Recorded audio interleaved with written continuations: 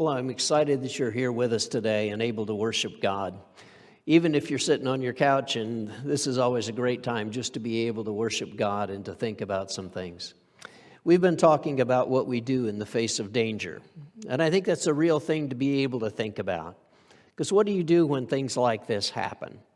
It's hard to make sense of where we are and what goes on. Some people, life is fairly normal, but for most people, it has changed completely. And maybe what you do is different, and the way you do it is different, and even the fact that you're not even allowed to do it anymore.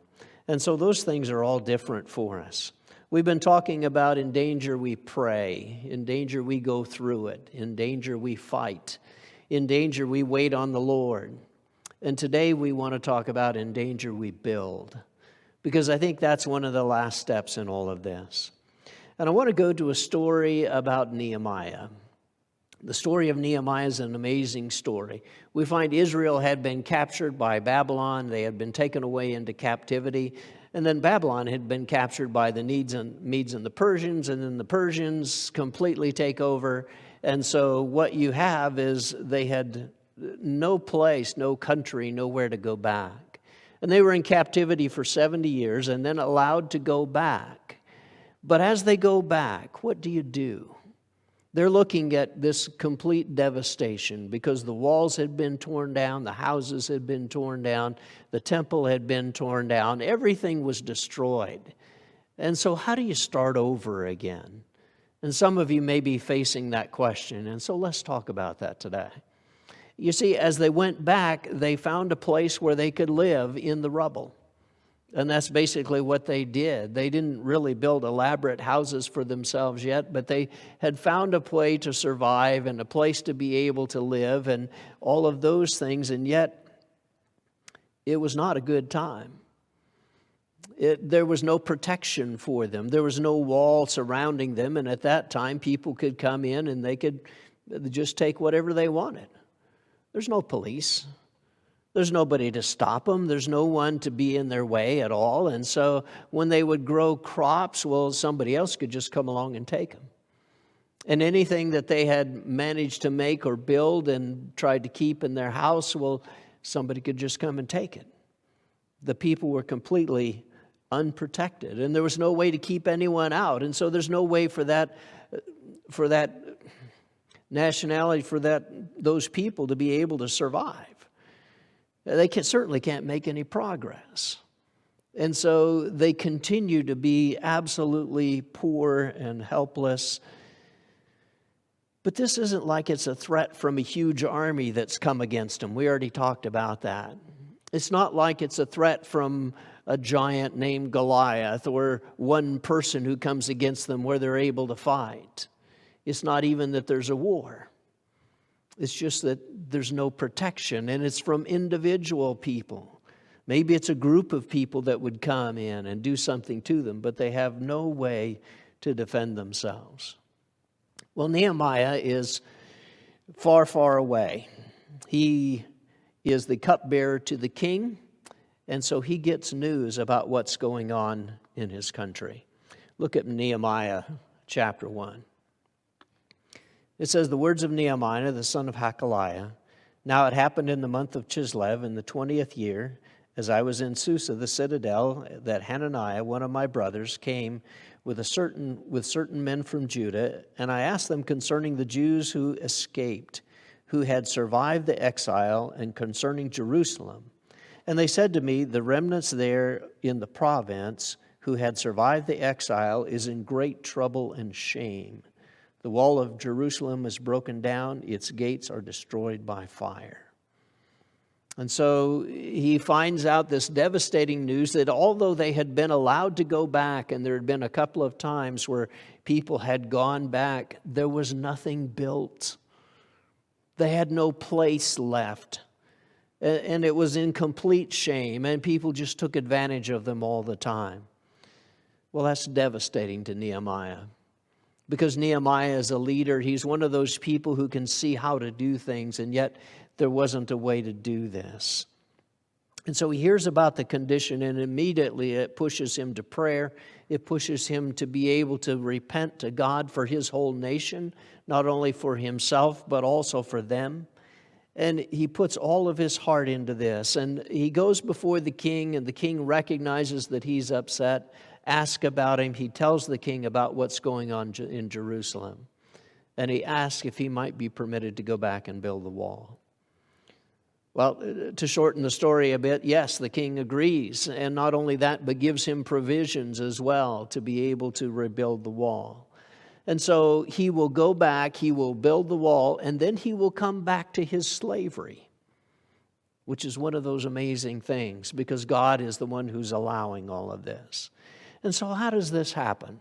What does Nehemiah do? Well, let me summarize some of the story. The first thing he does is when he gets there, he's able to go and look at what's going on. He goes out at night. He goes out and he rides all around the perimeter, and he sees that the walls have been broken down. He sees there's still a lot of rubble that's there. And so the first thing he does is evaluate, where are we? What is it that's happened? What do we have? What are the places? What does it look like? There's a lot of rubble from the old wall. But he's not really there to evaluate whether to build or not. He's there just to see what it's like and to see what it's going to take. Because he has absolute faith that they're going to build the wall. The question is how. And so the second thing that he does is to start a plan. How am I going to be able to do this? What's going to be the best way to do this? It's not like they can just hire people around. And so what are we going to do in this? The third thing he needs to know is, what are the resources? And there has been a wall there before, and so there's lots of building material. Certainly not all of it, but they might be able to repair the wall instead of starting all over again. And so there are some stones that are able to be used. And there are some ways in which the material is available to build.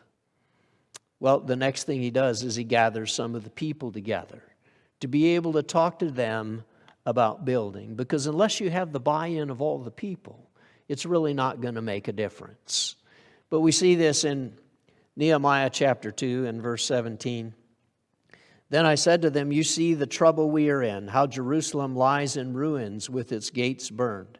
Come, let us build the wall of Jerusalem, that we may no longer suffer derision. And I told them of the hand of my God that had been upon me for good, and also of the words that the king had spoken to me. And they said, let us rise up and build. So they strengthened their hands for good work. Now, as you look at this situation, what you're going to see is Nehemiah comes in and he presents the problem. He doesn't give them the solution. He doesn't tell them, here's what you're going to do. He presents the problem. And he says, we don't need to be in this situation anymore. And he talks about the hand of his God. And he talks about how God has been with him. And he talks about how he has been able to come. And God has this mission for him. And the people are the ones who say, then we should build. And so they come up with it. They're not being told by him that they have to. They tell him, we need to do this. And so they strengthen their hands for good work. They get ready to do this. And so the fourth thing is involvement. And he gets a buy-in from all the people about how they're willing to do this.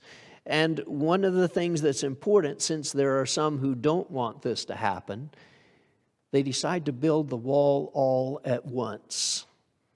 And so what Nehemiah does is he divides people into families. Well, it's easy enough to divide them into families and sections of the wall to build, with the idea that you build the wall that's in front of your house. Because that's the wall you're going to want built first. And so why don't you build the part that's in front of your house? And the next person builds the wall in front of their house, and the next person the wall in front of their house, and it's going to go on like that. But all you have to do is build this part in front of your house. And that's what they're designed to do. And so they're able to build, they're able to start, and they get the bricks, they get the mortar, and they enlist people to be able to build. What an incredible thing this is. Because Nehemiah has brought them into this and tells them, you have permission to build from the king. You have permission from God to be able to build. We have the resources we need. We just need you to go. And certainly the people are involved. So there's an invitation involvement scenario that goes on at this time. But like I mentioned, there are some enemies who don't want this to happen because they are the ones who have been going in and stealing everything from them. They get free crops. They get all the spoil of Israel. And so the enemies come in chapter 4 of Nehemiah. Let's look at that.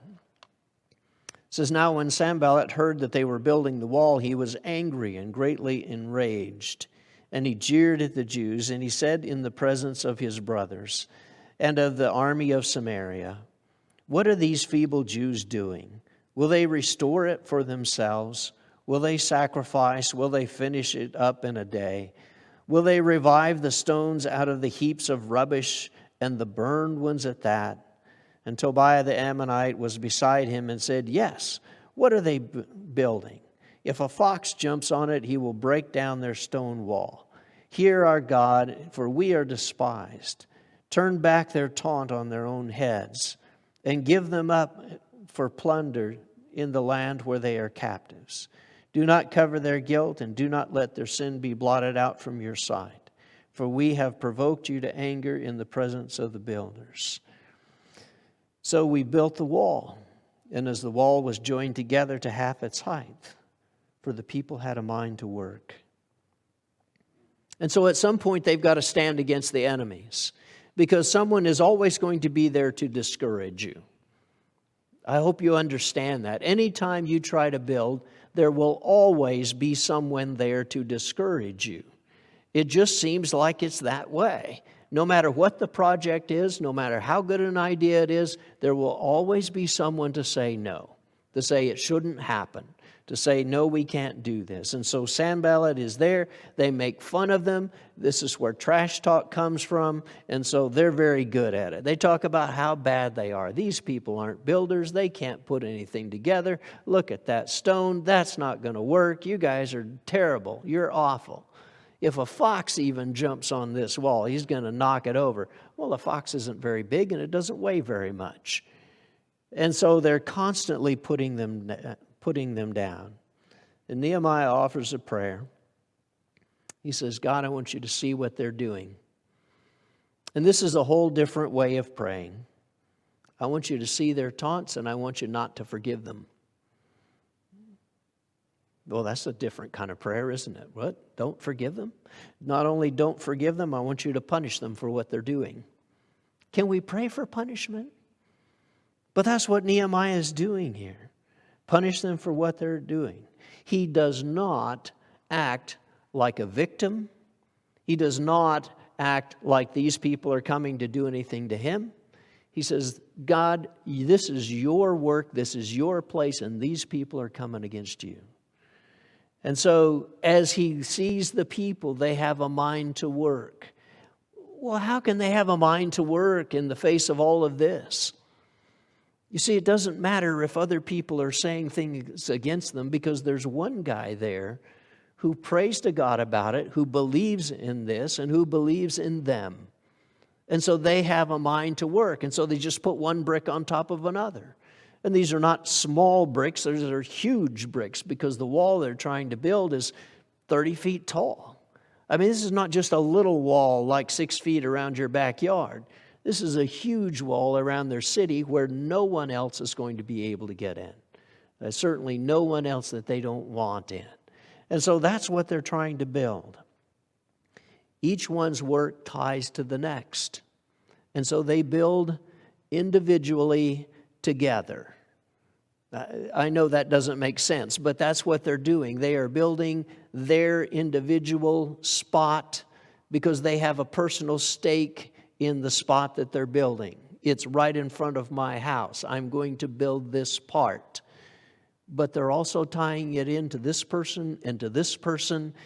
And so the wall comes together because each one builds and the whole wall goes up at once.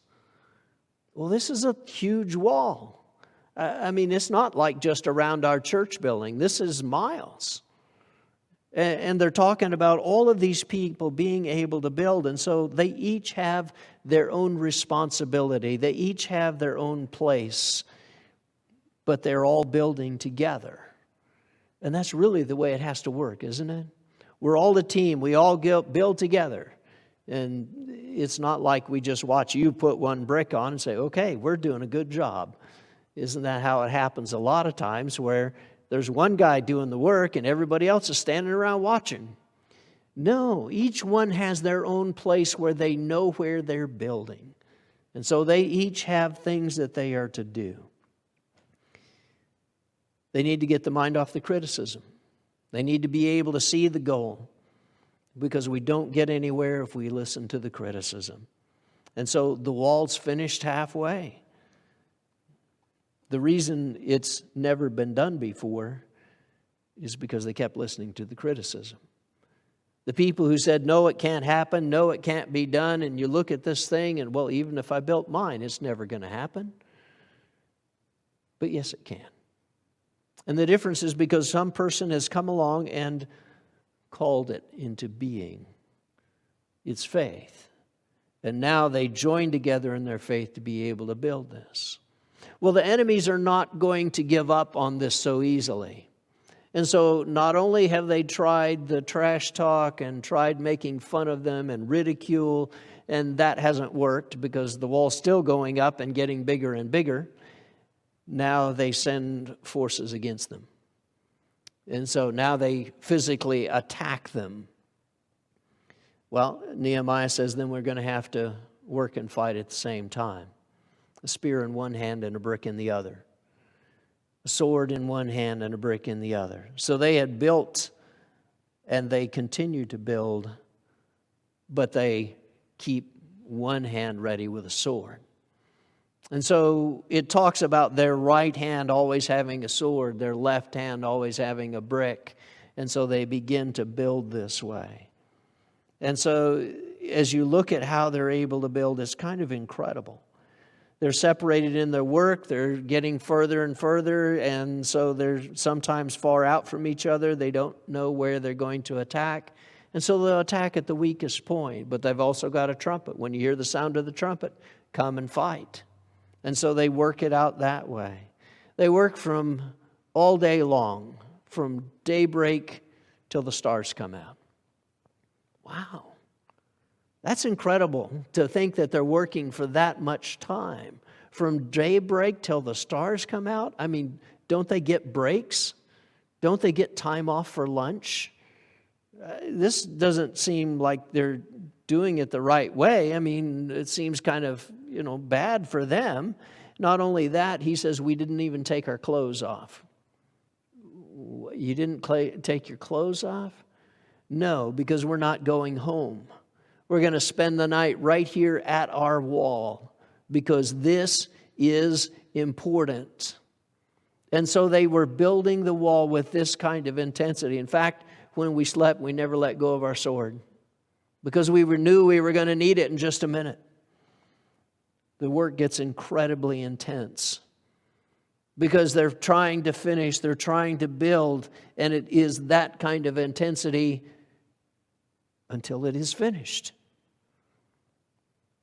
Well, I think a lot of times we never get there because we don't have people who are willing to put in that kind of intensity.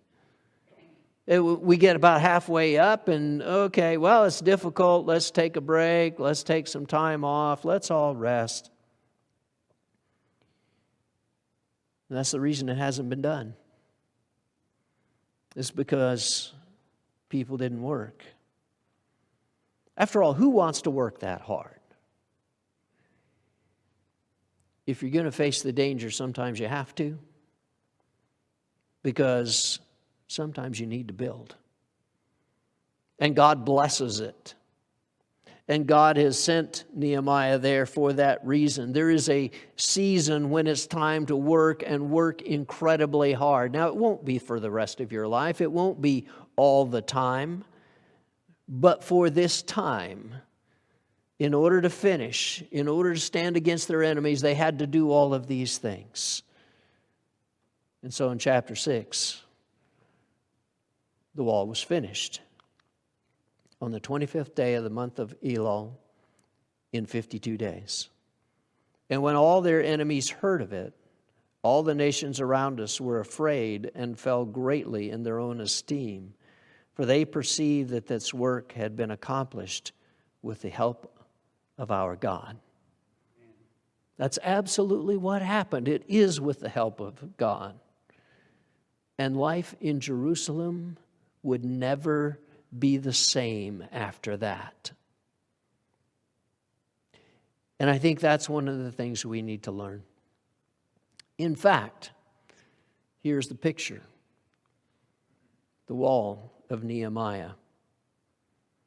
They've dated this wall and say Nehemiah built it. It's actually still standing. Yeah, that's like 2,500 years ago. And it's still standing because they built it.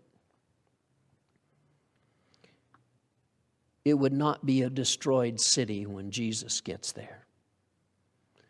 Here's another part of the wall. They say this was built by Nehemiah. It would be different. Is it going to be perfect? No, it isn't going to be perfect. But it's going to be there.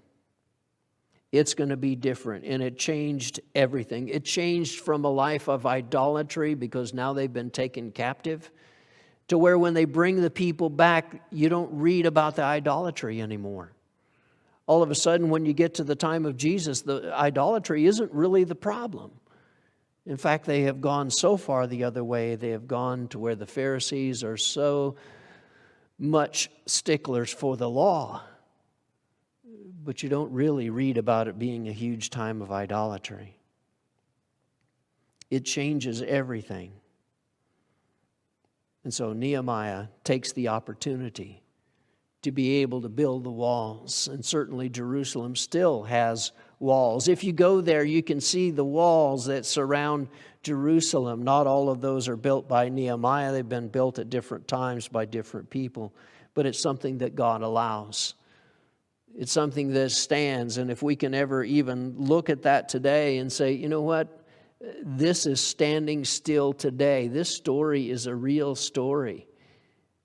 In 52 days, where they had spent years not doing anything, now in 52 days, they've got a wall, because they had the intensity of work that it takes to accomplish it for God.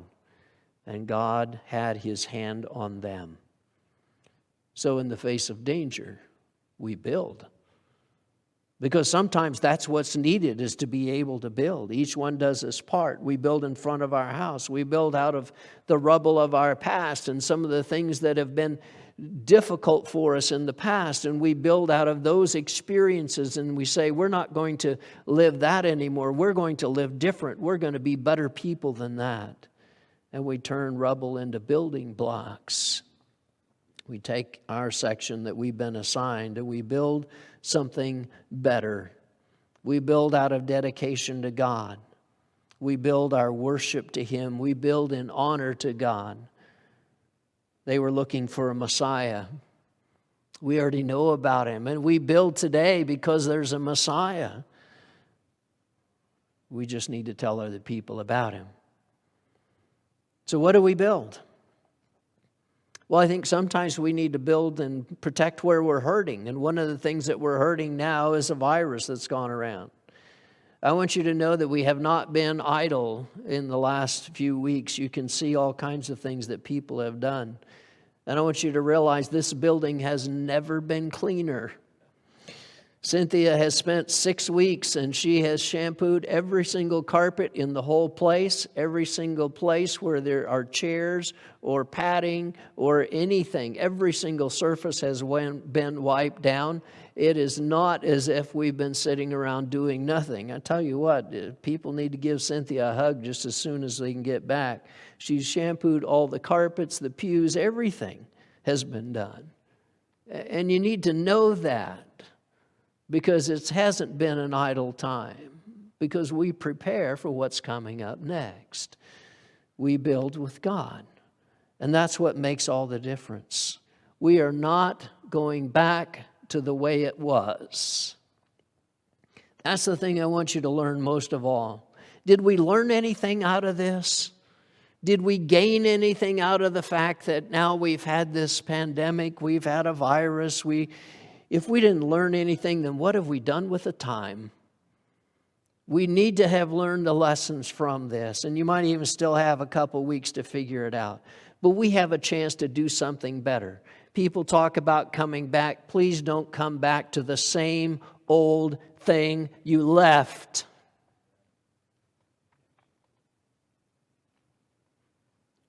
We need to be able to build for God.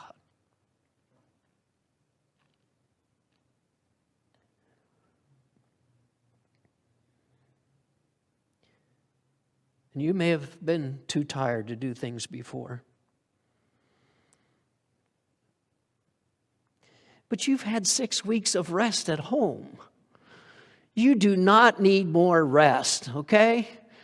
It's time to do something. It's time to be busy. And as soon as we get released, it's time to invite some people to come to church with you. It's time to talk to people. It won't come back right away. But we want to build something better. I think there's some new things that we've been able to learn, and I hope we're going to be learning some more of these. What did you learn? What are you able to build? Well, there's some videos that are up. Whether they're good or not, well, that's the best we could do. You still do it so that you can make a difference and try to do something. We have learned that parents can teach their children at home because parents, you have been able to do that. And it's allowed you to have some time at home with your kids that you wouldn't have had before. You would have had all those normal activities, and you've been able to learn to teach your kids at home. We have been able to worship, even if it's just worshiping at home. We've been able to sing along with some of the songs that are put up there. The music's right there. I know you can hear Tricia in your ear saying, come on. And we just need to be able to sing. And go ahead and sing out. Because every person sitting there in your house has heard you sing in the shower already. It just can't get any worse. And if you're afraid to sing in church because they'll think you can't sing, there's nobody there. Go ahead and sing out. It's time to worship God. We can bring a message of God even over the phone. We can bring a message in a time when we're able to share God. We have learned how connected we are with His Spirit. We have learned that God's hand is in everything. We've learned that we like being together. We've learned that it's an incredible thing and incredibly powerful when we can be together. We've learned that we can depend on each other. We've been able to call each other and just check on people because you can do that now. It can't be, well, I have nothing to say to you because nothing's been happening, but you can just say, I just called to check on you. And you can still do that. You can still be caring about other people. So what do we build now? Where do we go now? We get ready for building God's church the way He wants. The strength of the church is the people. People is the church. When we come back, what do you bring? What do you bring with us? What do we all do when we come back together? Well, I find it in this last passage from Paul in Ephesians chapter 2. So then you are no longer strangers and aliens, but you are fellow citizens with the saints and members of the household of God, built on the foundation of the apostles and prophets, Christ Jesus Himself being the cornerstone, in whom the whole structure being joined together grows into the holy temple in the Lord. In Him you also are being built together into a dwelling place for God by the Spirit. We are built together into a dwelling place for God by the Spirit. What an incredible thing. That's how we build.